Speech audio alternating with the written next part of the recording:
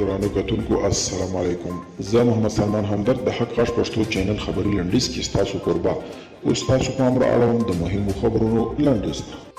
د امریکا ځانګړي استازي خلیلزاد له ملا برادر او مولوي عبدالحکیم حقاني سره کتلي.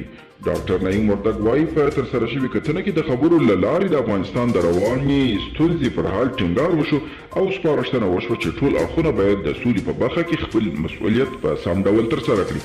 ملګرو ملتونو ویلي ایران د حق العضویت د نه ورکولو له امله په دغه سازمان کې د رایې له ورکولو محروموي.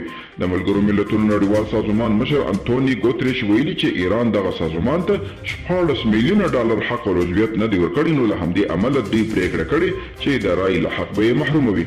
ښایي د بایډن په مشرۍ د امریکا نوي حکومت ته د افغانستان مسأله دومره مهمه نه وي.